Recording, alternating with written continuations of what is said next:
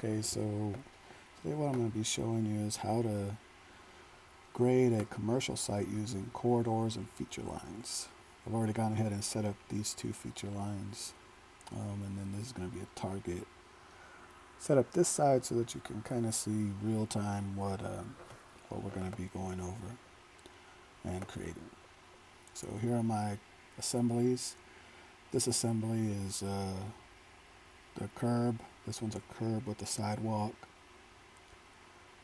This one's a zero curb for my ramp, my ADA ramp, and this one's a curb with a sidewalk, and then an area where I can hit my building at 2% to create exposed slab.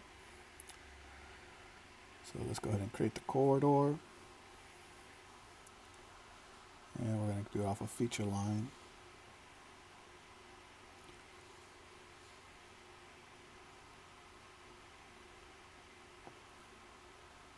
We're setting our assembly and bring this over. So now what we're going to see is we're going to have the curb only. We don't want it to go to the whole region. So I'm going to go ahead and set all along here to where my sidewalk starts. And here what we're going to do is add a region after, which is going to be curb with the sidewalk to the building. And we just want this to go from the start of the sidewalk to the start of the ramp. Next, what we'll do is we'll set our target, which will be this building line.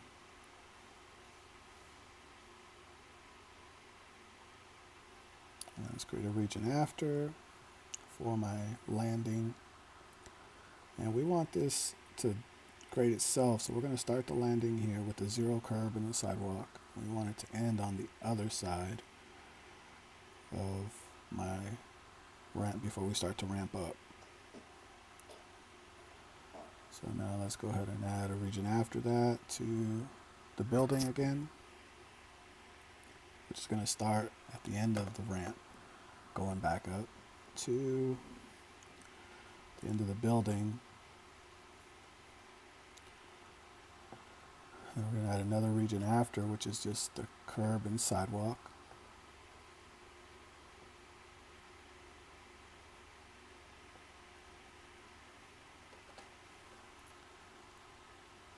And let's create another section where it's just curb only, which is going to swing around and then come back to here where we're going to want to hit the building again.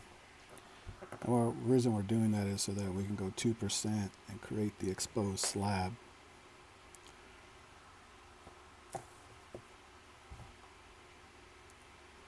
So we're going to come all the way to the end of the building there and set the target. I believe I forgot to set the target for the one after the ramp, so let me go back and do that. And I did.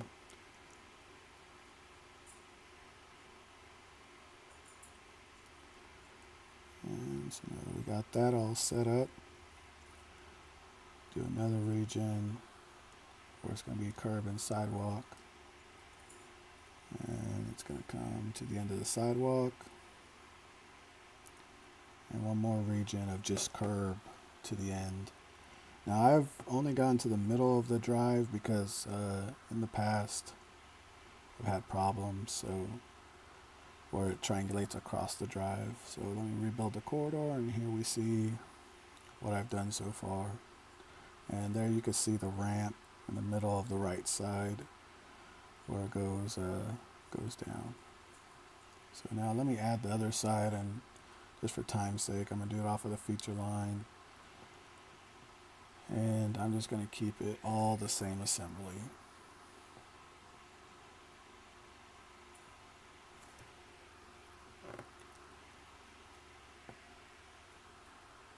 Let me rebuild it so we can see the rest. And there we go. So you can see the blue there where it's triangulating across, but go ahead and create a corridor surface. That way we could see a little bit better what's going on. And we're going to do a top surface.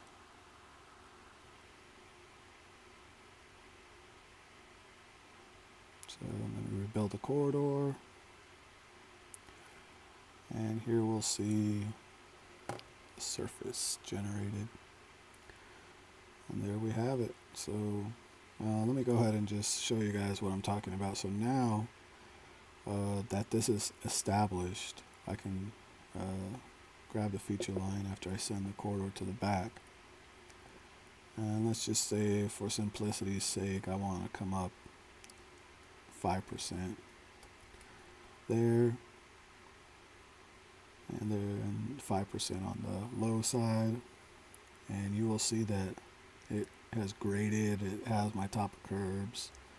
So let me just go through and grade some more. And you will see that as I'm doing all of this, and not only are my grades across updating, but you can see that my top of curbs are updating. So if I had labels, my flow line and top of curb.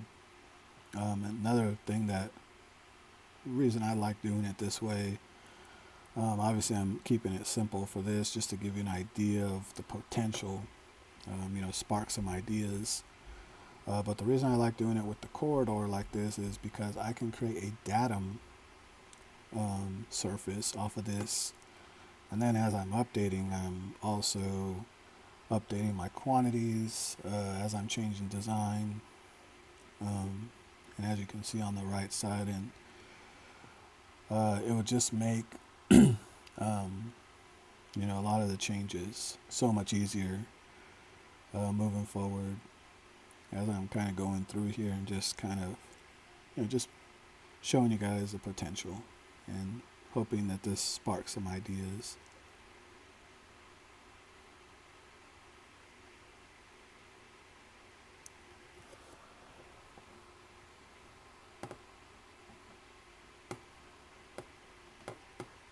Circling back around. Once I get this side done, I'm gonna go through the other side right in front of the building and kind of show you guys how that ramp comes into play. Actually, let me just do this corner.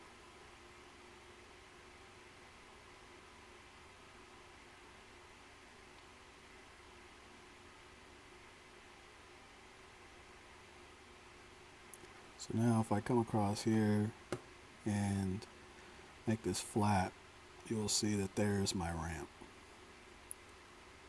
You can see the contours going across both the downside and the upside of the ramp. And then as I swing around here, I'm going to want the elevations to be the same on both of these corners. So once I come around here, I'm going to want to look at this other corner. And I mean, like I said, I'm keeping it pretty simple, just to keep this video around 10 minutes instead of 4 hours. So here I'm going to match up the elevations by typing it in. And there we go. So, and you can see on the right side how everything's updating. Now let me go through this back side real quick.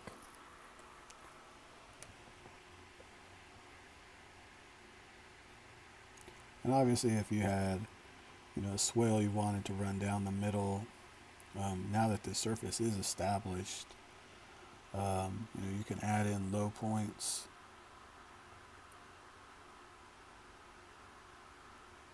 And whatever swales you would need for drainage.